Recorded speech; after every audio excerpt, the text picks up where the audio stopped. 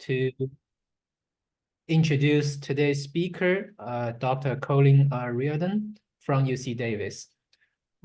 Colin obtained his bachelor degree in McMaster University near Toronto and a PhD at the University of Calgary.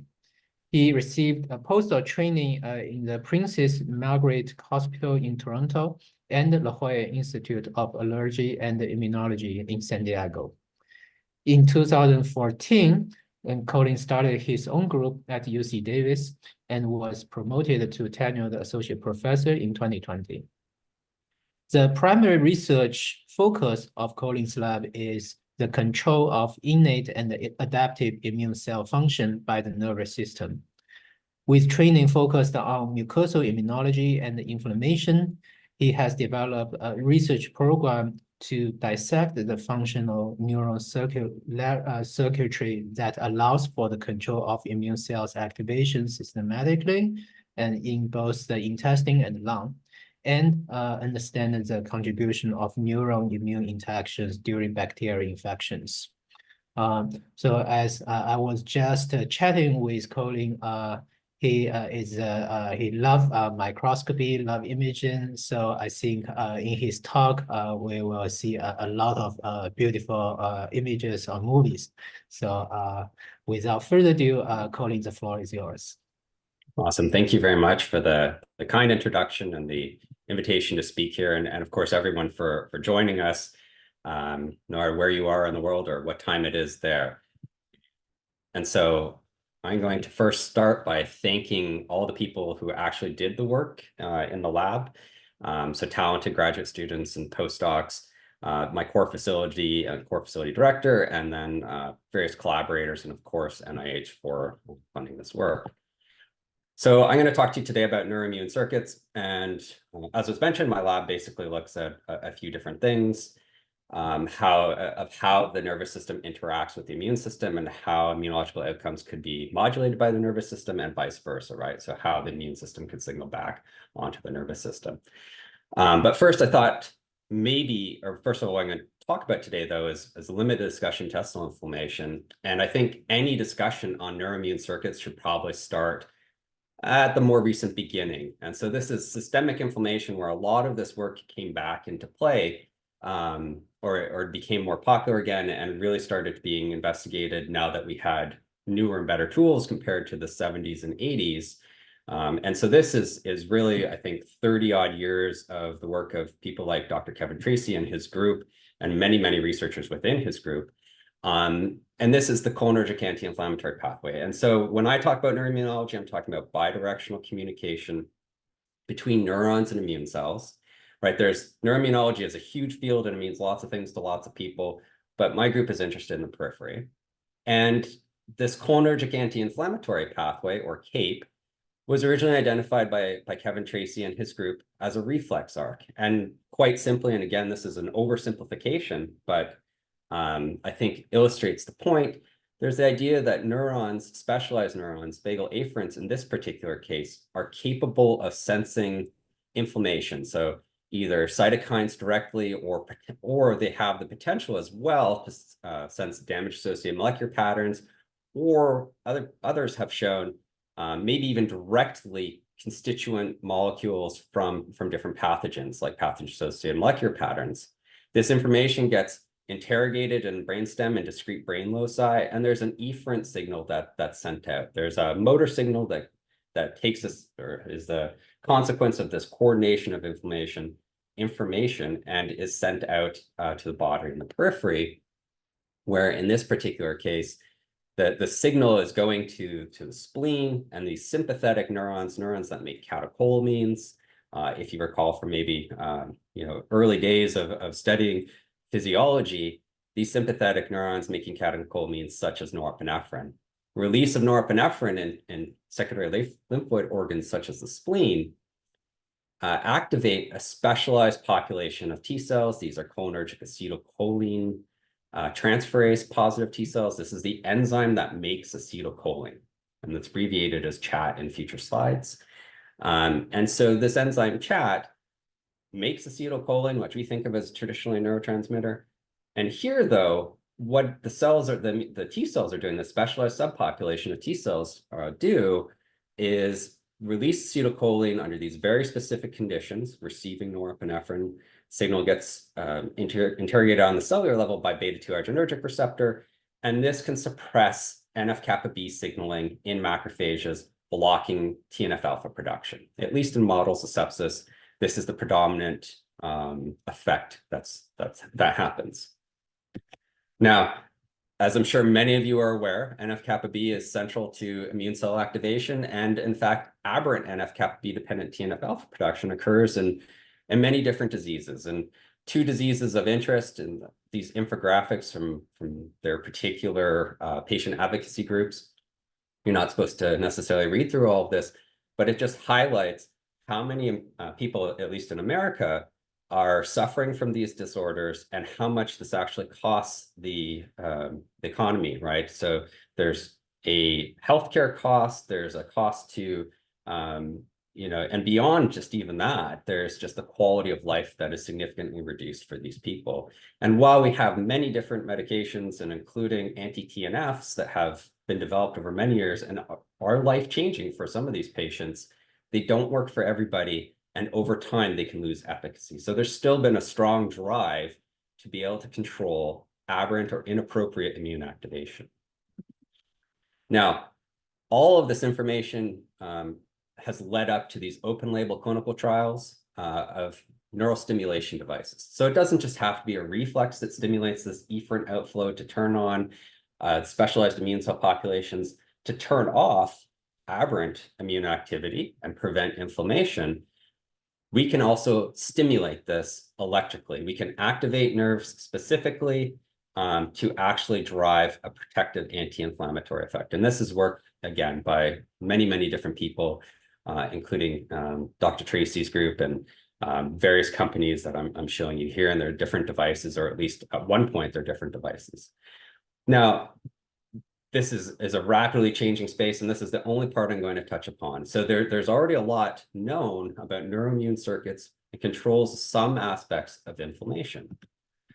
But what do we know about the intestinal tract and intestinal inflammation and the role of neuroimmune circuits there? And I would argue not very much. Now, what I'm going to start to show you are little vignettes of research that my lab has published and end with currently unpublished work that we're very close to submitting. So you'll have some unpublished data to see. And what I would like to propose to you, or have everyone start thinking about, is that there's many different neuroimmune circuits that can communicate between immune cells and nerves, but that we can also repurpose these cells, or these cells can be repurposed rather, for different effects. So just because we discovered CHAP-positive B cell or T cells and having a protective role in endotoxemia, that may not be their only role. And in fact, this is true. And so when we were starting to think about what happens in enteric bacterial infection, for example, colleagues of ours, so I've known Wouter de Jonge for quite some time, as well as these people here at McMaster, Elena and Chemek, they started looking at, well, what about these CHAP-positive T cells and regulating other functions? And especially in the gut, they showed that these cells contributed to regulating the microbiome, or at least changing the microbiome. And this led us to start thinking about, what about enteric bacterial infection? So how we do this is use a mouse model. This is Citrobacter rodentium. It's adapted. It's an attaching and effacing pathogen. So it's a bacteria that, when ingested, it normally stays in the lumen, but it attaches to intestinal epithelial cells, and it does this by effacing microvilli and then forming a very, very strong attachment to those epithelial cells, where it injects a factor, bacterial effector proteins to enhance the proliferation, survival of the bacteria. These virulence mechanisms are very similar to human pathogens, enteropathogenic E. coli, enterohemorrhagic E. coli. And nicely, because this model has been around for so long, it's a very well characterized course of disease. In our particular vivarium, this model looks like this. So we would infect mice on day 0. These are adult mice that we're infecting.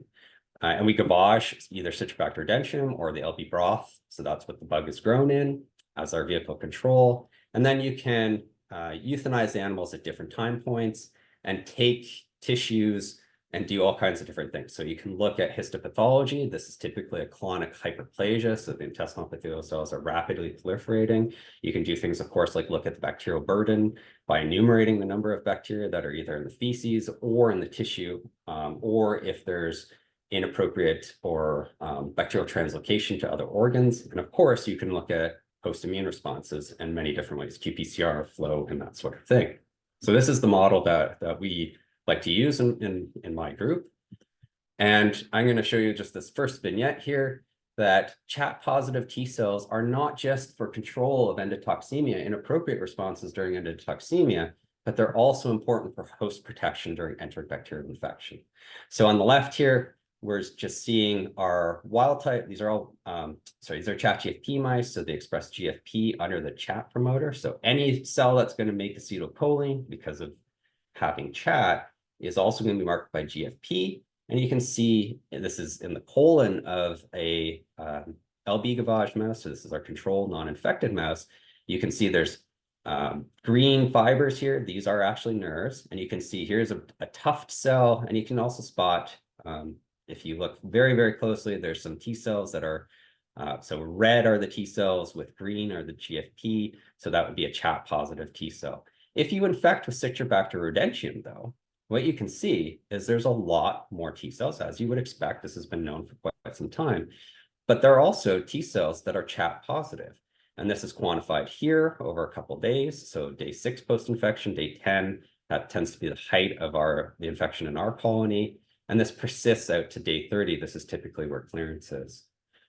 These cells are actually important. So we have the ability to make a T cell conditional knockout. So we have chat flox mice, cross them with LCK Cree.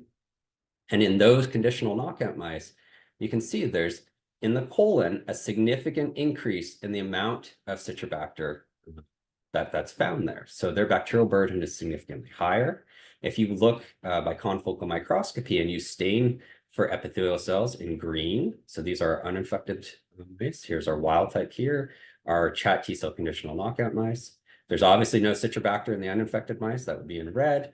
Now looking at our infected animals, you can see there's Citrobacter and it stays in the lumen. This is our wild type mouse. And in our knockout, there's Citrobacter there as well. But I think you can appreciate that this Citrobacter goes much further down into the crypts, that there's a change in how it's relating to the host. And so what we go on to show further in this paper here, this is now from 2019 and plus pathogens, is that there's critical roles of these chat positive T cells to aid host protective immunity. So again, we can discover neuroimmune circuits and components of this circuitry, but evolutionarily, threats may have arisen that these cells could function in different capacities as well. So we shouldn't just be locked into this cell only works in this particular way, that there's much more nuance in biology. Well, after this, we started to wonder, how is it that signaling could happen? And of course, we come back to Kevin Tracy's, the summary image of many works, including by Kevin Tracy's lab. And we started thinking about, well, what about the sensory neurons? Are they actually important in helping to modulate downstream effects and coordinate the immune response to these enteric bacterial pathogens?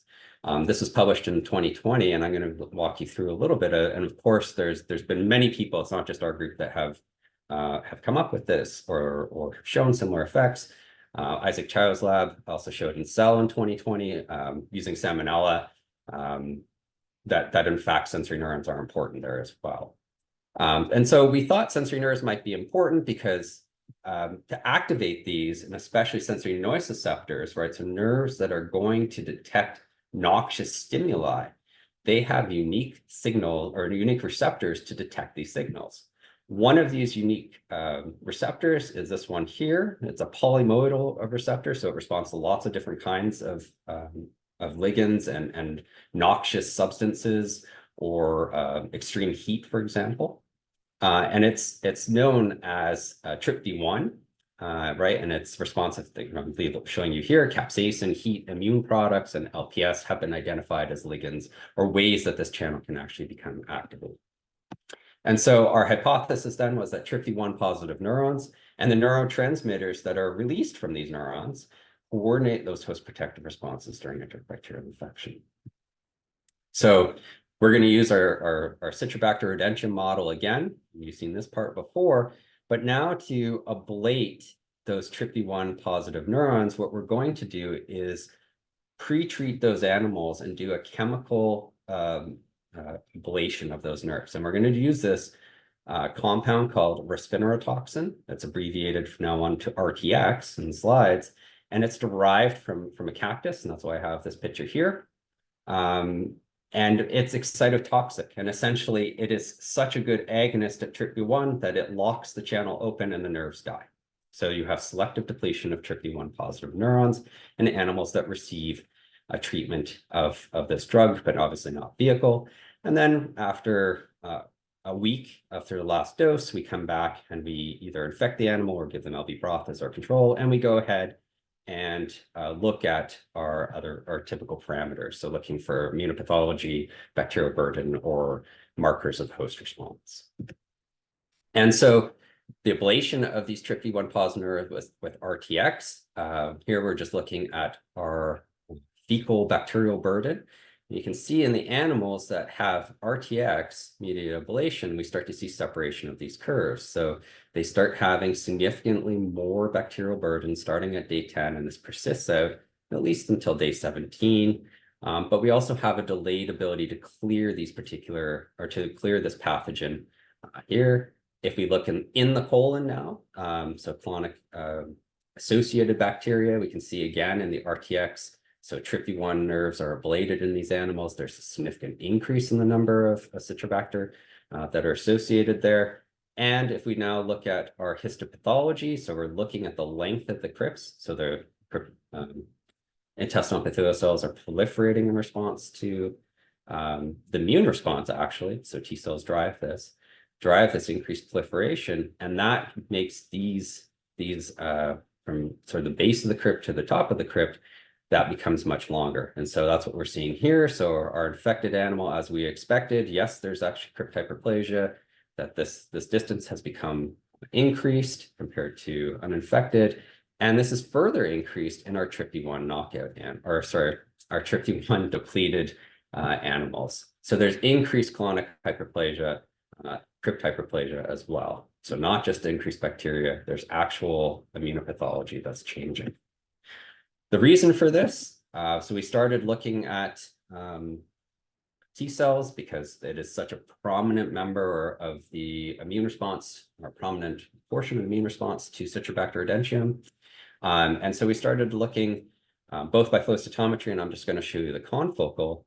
And you can see that Citrobacter rodentium induces, so this is 10 days post-infection, we can see significant increase in the number of T cells that are recruited, and resveratroltoxin, so TRPV1 depletion or ablation of those nerves reduces this recruitment. But then there's this catch-up period, and you can see this, I think, fairly well, depending on how the picture is projecting for you. Again, here's our RTX treated animals. We don't have a lot of CD3 positive T cells that have come in compared to our vehicle treated.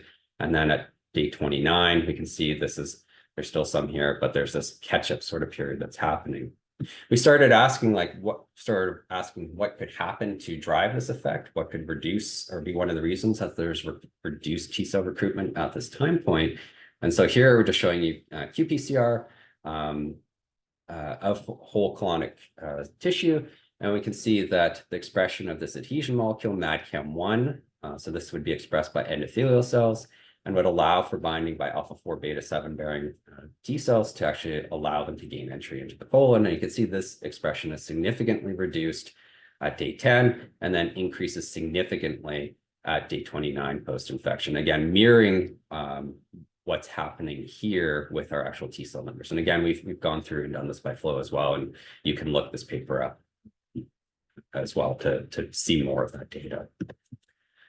Well, the loss of TRPV1 or ablation of those neurons is doing more than just simply losing TRPV1 expression.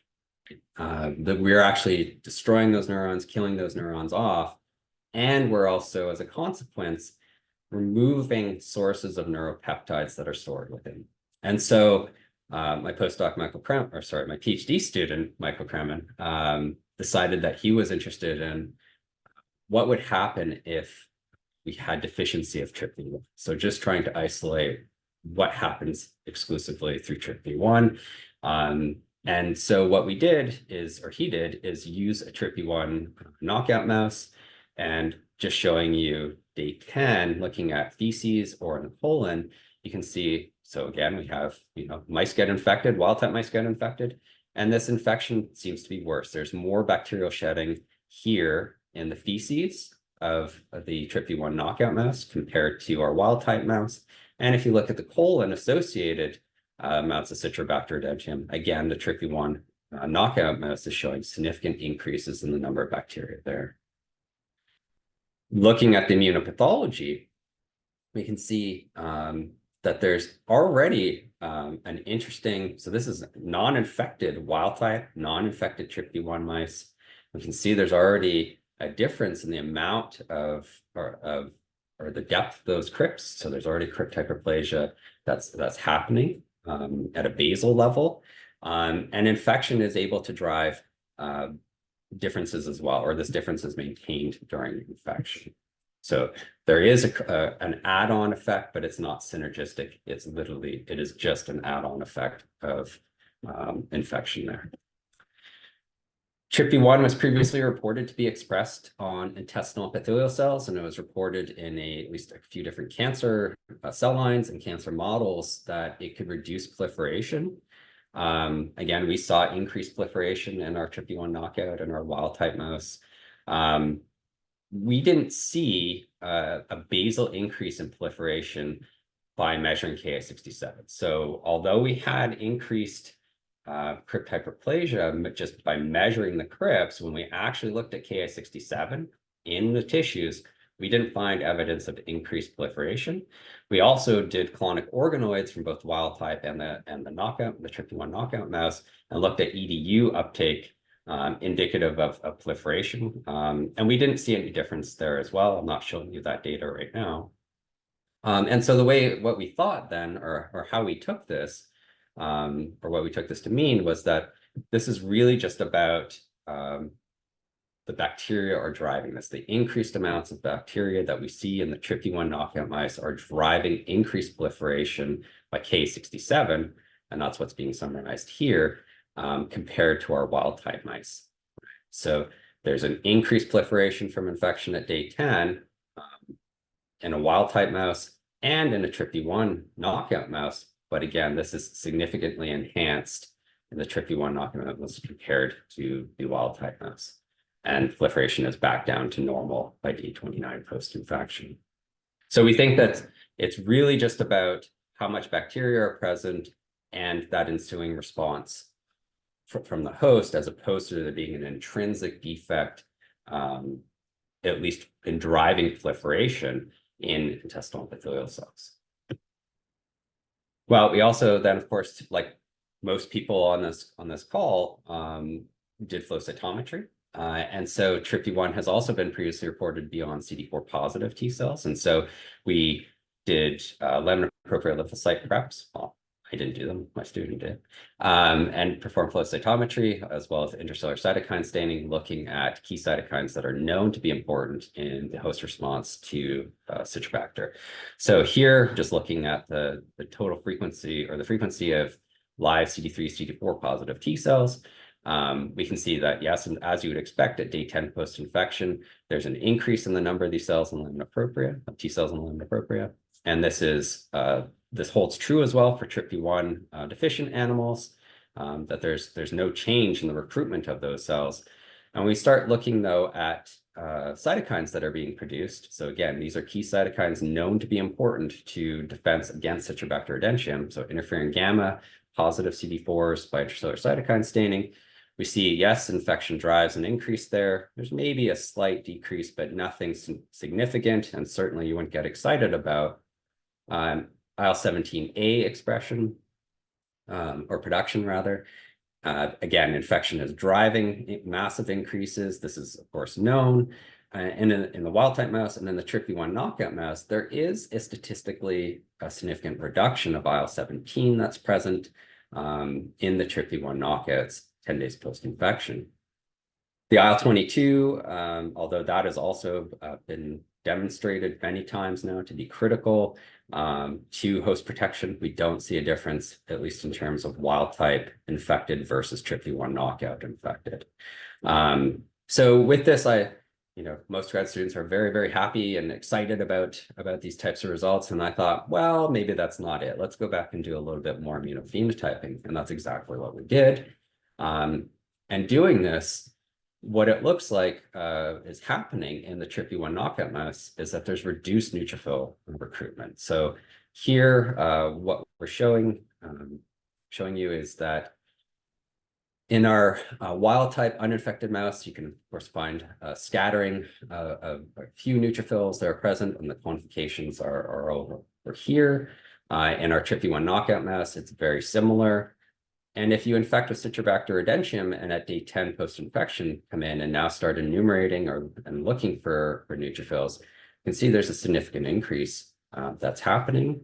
And this is significantly reduced in the TRPV1 knockout mouse, both by frequency and by absolute number of neutrophils. This is significantly reduced at 10 days post-infection.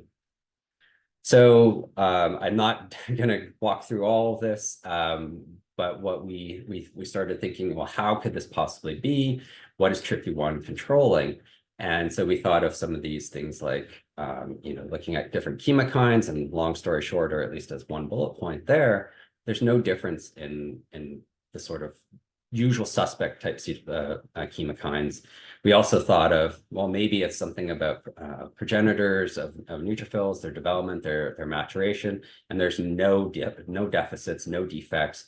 Those neutrophils are perfectly normal and perfectly fine, at least by how we can or how we determine them. And so what we thought again is, well, maybe it's about how they're getting in.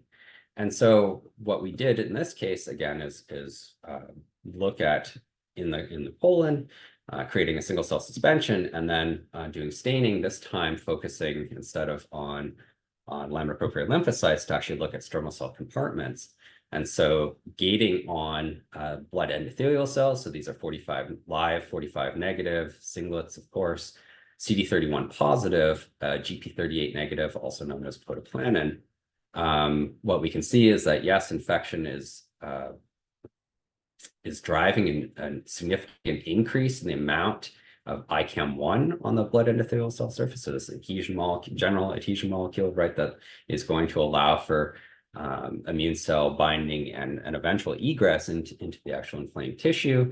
And this is significantly reduced in our TRPV1 knockout mouse. VCAM as well is also significantly reduced in our TRPV1 knockout mouse that's infected 10 days post-infection is when we're monitoring this. Looking again at MADCAM1, we don't see any real difference here at the protein level on those endothelial cells, and this is not different compared to comparing wild type to TRPV1 knockout. So a nice internal control, at least, in that it's not just every adhesion molecule. It seems to be that there's specific adhesion molecules that seem to be regulated here. And so this is what we proposed as a potential mechanism, or a mechanism to explain how in TRPV1 knockout mice that there was a significant reduction in the number of neutrophils that were present. Okay, so to summarize, there are, at least this first part, is that there are many different neuroimmune circuits and components of these circuits. They can participate in lots of different interactions. And again, just so that just because we identify some of these things in one context, be it an anti-inflammatory cascade in endotoxemia, or maybe a model of rheumatoid arthritis, those same cells may actually participate in slightly different ways in a host pathogen context, right? So think of the chat GFP story that I told you about, for example. And this host response then to an enteric bacterial pathogen is coordinated by multiple factors from TRPV1 positive neurons or potentially other TRPV1 positive cells. We don't think it's just other TRPV1 positive cells, and I'm happy to answer any of those questions. And so we think TRPV1 then aids the coordination of a host immune response. And really it's about regulating of an innate immune cell recruitment. But it gets to the question of, well, when you deplete these, why do we have a different effect? And is it just the neuropeptides that are produced? And what would these potentially be? So at the end of this paper, this is what we sort of got to. And it led us to think about, well, what are the major neuropeptides there? Well, substance P has been known for a long time. It's maybe one of the oldest known and established neurotransmitters. And this is encoded by the gene TAC1. And this can be produced by sensory nociceptive neurons. So that's what's being depicted here. This is, again, TRPV1 positive. And it activates a target cell through the substance P receptor. So this is encoded by TAC-R1. And you'll see this abbreviation throughout. This is why I'm pointing it out. And substance P has actually a history of immunoregulation, at least in the gut. And that substance P receptor antagonists and antagonism of that receptor, whether or not it's small molecule pharmacological antagonists or other, have been shown to reduce inflammation in dextran sodium sulfate model and trinitrobenzoic sulfonate, I'm probably messing that up, induced colitis model in both of these papers. There's also a little bit of controversy with substance P in that other roles, in fact, counter roles, anti-inflammatory roles have been also identified. But this is, interestingly, I think, and it will be important later on in my talk, that substance P could actually be anti-inflammatory as well, depending on context. So there's at least a history or a background of this particular neuropeptide having a ability to drive or modulate immune responses in the gut, not in intestinal inflammation so far. So that's exactly what we decided that we would do. And again, we're using our Citrobacter rodentia model. And in this particular case, what we're going to do, or what we did, is use a very old, but still very selective and highly efficacious substance P receptor antagonist. So this is CP96345. And we have used others, but I'm going to talk mostly about this data. And the way that we started doing this, again, so we're going to use our Citrobacter, and we're going to control gavage with LV broth. And at the same time, actually a couple hours later, we're going to gavage those animals with either the substance P receptor antagonist or vehicle control. And we're going to do this every day, and depending on when we're taking those animals down. So if they're being euthanized on day 10 or euthanized on day 30, they're getting a gavage of this particular drug. And then when they're euthanized, we're again looking at our normal parameters: colonic hyperplasia, immunopathology, bacterial burden, post-immune response through many different ways. Okay, so the first piece of data that I'm going to share with you, and this is now all unpublished work, is that if we gavage this particular drug and we look at bacterial burden starting at day 3, so the lighter colored or gray line in this particular curve is our CP treated animal, or substance P receptor antagonist treated animal, and this is our vehicle control in the black line. And you can see that there's actually a significant decrease in the amount of bacteria that's present in the feces that's being shed. I'd also like you to realize or to recognize that this is a log plot, so it's actually pretty substantial, some of these differences. When we look just at day 10, so these are different cohorts now, we can see again CP, so substance P receptor antagonism is significantly reducing the number of bacteria in the feces. And if we look on the colon associated, we can see again the same trend, or same statistically significant difference rather, that substance P receptor antagonism reduces the amount of Citrobacter rodentia that's associated with the intestine. Looking at chronic immunopathology or histopathology, so we see CP doesn't actually do anything to non-infected animals. Their crypt length, or crypt depth looks pretty much the same. And again, Citrobacter rodentia induces a significant increase in in crypt length, suggesting again that there's hyperplasia that's ongoing as a cause of that. And pretreatment substance P receptor antagonist significantly reduced this. Right, there's a significant reduction in the colonic hyperplasia that's seen. Is it really colonic hyperplasia? Well, we looked at Ki67, so again, indicative of proliferating cells, and looking at epithelial cells, so DAPI positive, CDH1 positive cells by confocal. So we've removed the CDH1 channel. It's here. That's what we're showing in this little inset. So yes, obviously, mice that are uninfected and vehicle treated have epithelial cells that are proliferating. Citrobacter rodentium induces epithelial cell proliferation, right? We can see this fairly nicely in this particular micrograph here, 10 days post-infection. In the vehicle treated, but in the CP treated, there's significantly less Ki67 positive cells that are there. So this drug is preventing infection-induced IEC proliferation or crypt hyperplasia. And then we still have a increase at day 29 in the number of proliferating epithelial cells. And this actually now isn't different with CP treatment. And that's what's quantified and being shown here. Okay, so probably like many of you, we had a lot of questions about this. We thought, well, we're gavaging this. Are we just doing something to the bacteria directly, to the pathogen directly?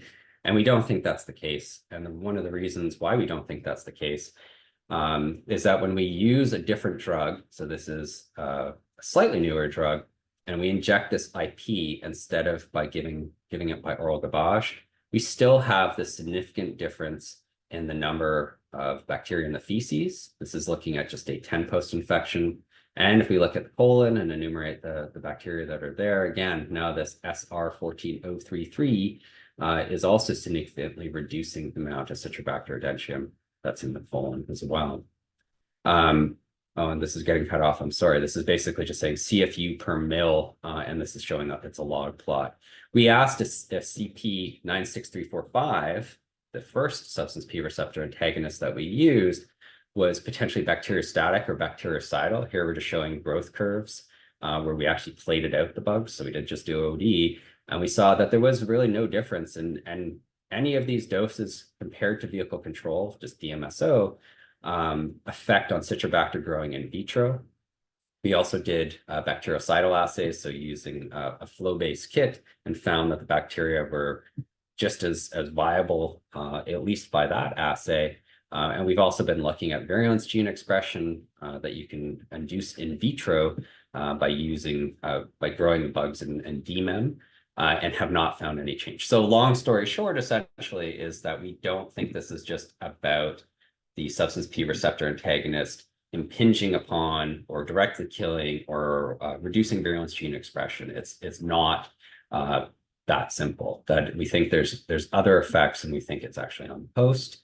But what about the host? Well, it's also been known that substance P receptor signaling on blood vessels can cause blood vessel dilation. And we thought, well, maybe there's a role for oxygenation or nutrients or something of that sort.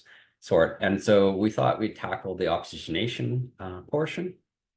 And to do this, sorry, I'm just getting ahead of myself. The oxygenation is absolutely critical to Citrobacter rodentium infection. So when Citrobacter infects mice, normally the intestinal epithelial cells are held at a almost hypoxic state. So this is the work by Chris Lopez and Andreas Baumler's lab, who's actually at UC Davis. And what they showed is, so you have this very close to hypoxic state in some of the intestinal epithelial cells, especially close to the lumen. And so CP9, so using this particular approach, we looked at what happened with our substance P receptor antagonist, and there's really no effect, at least in an unaffected animal. In an infected animal, there's this complete change in metabolism. The red that you're seeing here is actually Citrobacter rodentium, so it's absorbing this hypoxy probe. But the intestinal epithelial cells, I think hopefully you can see, there's no red associated with it. So they're not under a hypoxic condition. And CP96354, our substance P receptor antagonist, didn't change this either. So we don't think it's just about changing of oxygen balance and sort of this rewiring of metabolic pathways that are actually beneficial to the pathogen. That's not what CP is preventing from happening. So what is it then? So of course we go back to looking at T cells, as most immunologists probably would. And so I'm showing you confocal, and I'll show you flow cytometry in a minute. And so we took sections from our different animals. So here's our vehicle treat. You can see Citrobacter induced T cell recruitment as we expect. And these are staying quite high. Lots of T cells are still there at day 29 post-infection.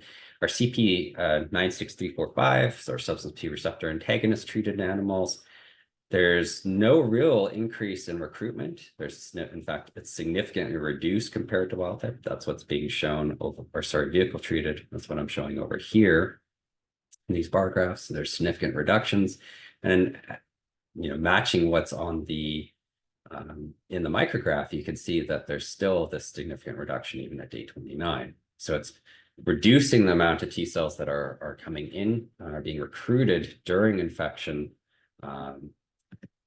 And so we thought, well, let's look at some cytokine or cytokine mRNA and some other host protective factors and try to get a broader view of what's happening here in the lamina propria, or at least in the full colon, full thickness colon section. First, looking at interferon gamma, again, at 10 days post-infection, we see that CP96345, so substance P receptor antagonism, significantly reduces the amount of interferon gamma mRNA, and this is the same at day 29. Looking at things like IL-17 or IL-22, we don't see real changes, or at least for IL-17, we don't see changes with substance P receptor antagonism at day 10. But there is some difference, or a fairly large difference rather, at day 29. And again, IL-22, at least by mRNA, doesn't really seem to be statistically impacted. Maybe there's trends, but it's certainly not statistically significant. The ramifications for the host, though, are, I think, pretty important and interesting. So looking at inducible nitric oxide synthase, so encoded by NOS2 gene, looking for transcripts of this, we see at day 10, there's significant reductions in NOS2 expression by RNA. And this holds true as well to day 29 post-infection in substance P receptor treated animals compared to vehicle control. Other factors like Reg3 gamma, again, that there's upregulation during infection, substance P receptor. So it seems to reduce this, but it's not statistically significant at day 10 and only reaches statistical significance at day 29. So there's key aspects of the host response that are being altered, not just that T cells recruitment are different, but that the downstream effects of that are in fact being impinged or inhibited or blocked as well. Looking at flow cytometry and of lamina propria lymphocytes, we see that there's actually a reduction of the amount of T cells that are coming in our infected substance P receptor antagonist treated mice compared to our vehicle control infected animals. So you can see there's a significant difference there. And when we look at what are those cells making, the CD4 positive T cells, we can see that there's a lot of these cells, or a good proportion of these cells, are making interferon gamma in our vehicle treated infected animals. And this is significantly reduced in our substance P receptor antagonist treated group. Here, at least for protein, we can see that yes, there's IL-17 producing T cells in our vehicle infected animals that are present in lamina propria. And this is significantly reduced. The amount of protein detected by flow cytometry is significantly reduced in those substance P receptor antagonist treated animals. In IL-22, there's really no difference. We see increases, infection-induced increases, but it's not different between vehicle and antagonist treated. We also looked at whether or not FOXP3, so regulatory T cells, were going to be changed, and we found no difference whatsoever in chronic lamina propria or in mesenteric lymph nodes or in spleen. So we don't think that substance P receptor antagonism is altering a Treg population. So again, I was thinking, how does this actually happen? We went back to doing flow on our stromal cell populations and looking for ICAM, BCAM, and MADCAM expression. And you can see that infection is inducing expression of these different populations. It seems like significant stars disappeared from here. I'm sorry, I don't know why. So infection-induced expression of these on blood endothelial cells, both for ICAM and for VCAM. This is not statistically different here. But when we look at MADCAM, we can see that the infection-induced increases in MADCAM expression on those blood endothelial cells in vehicle-treated mice, it's significantly reduced in our substance P receptor antagonist treated. And so we think this is the mechanism, or one of the mechanisms, for why there's less T cells that are coming in to the colon or being recruited to the colon in those Citrobacter infected animals treated with that drug. Okay, so we then started to think of what would happen to the actual T cells, and whether or not this could be a direct effect on those T cells, on proliferation, or other things. And the way we did this is a little bit different. We decided not to try and look for Citrobacter specific effects, but what we did was to use OT2 positive T cells, so T cells, TCR transgenic T cells that are specific for the epitope from ova. And we treated animals with vehicle or our substance P receptor antagonist daily. We IV injected T cells, and then we gavaged ovalbumin. The following day, the T cells that we injected were labeled with a cell trace proliferation dye indicator, so we could find them and actually see how many divisions that they underwent. And then we harvested the mesenteric lymph nodes and looked at proliferation in either our vehicle-treated or lymph nodes from our vehicle-treated animal or our substance P receptor antagonist. We didn't see any difference there. We didn't see differences in either division or just if you looked at proliferation. But we did notice that there was actually statistically significant increases in the amount of the actual numbers of these T cells that are in the mesenteric lymph nodes. And so we don't know yet, but we think that this might suggest there's some sort of retention or that trafficking is different. And we also looked at dendritic cell populations here, because that could be another reason, of course, why Citro is, or the response to Citrobacter edentium is different. But we found no difference in dendritic cell populations making it to the mesenteric lymph node. And these data, at least to us, argue that DCs are capable of picking up an oral antigen, orally delivered antigen, and running back to lymph nodes and presenting that antigen to T cells. And so we think that it's really just the substance P receptor antagonists, at least in Citrobacter, are preventing T cell infiltration or recruitment into the colon, as opposed to being a broad proliferative defect or defect of the cells. Well, that's nice to think about that way, but we thought we needed to prove this a little bit better. And so the way that we did this is to make a substance P receptor, so TAC1R conditional, a T cell conditional knockout mouse. So we had actually during the height of the pandemic, since we had started that process just before, started making these mice, and luckily they were able to continue during the pandemic. And so we have these TAC-R1 flox mice, and so LCK Cre negative TAC-R1 flox are of course wild type, and the LCK Cre TAC-R1 flox are T cell conditional knockouts for substance P receptor. So we've run them through this exact same pipeline and model system that I've told you about already, and looked at these different outputs.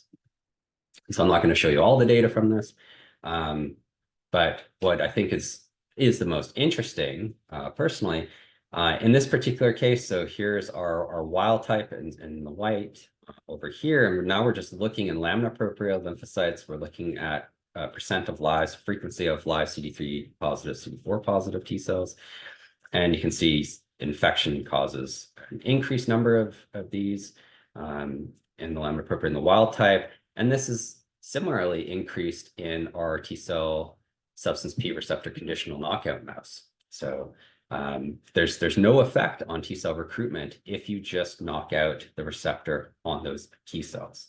When we start looking at what cytokines, again, that these particular cells are making, we can see that interferon gamma is actually the cytokine that's most impacted. So infection is driving recruitment of interferon gamma producing CD4 positive T cells in the wild type. And there are some, of course, there is an increase, but it's significantly decreased in our substance P receptor T cell conditional knockout mouse compared to wild type control, but with infection. So the substance P receptor seems to be doing something that is allowing for or increased recruitment or production of interferon gamma. And we thought, well, a good way of discerning this, we took these cells, of course, in vitro and did differentiation assays, and we could find that they were equally capable as the wild types were in making or becoming Th1 type cells, making interferon gamma in vitro. So we don't think it's that they're not capable of becoming that T helper subtype. It's that there's something else at play within this system.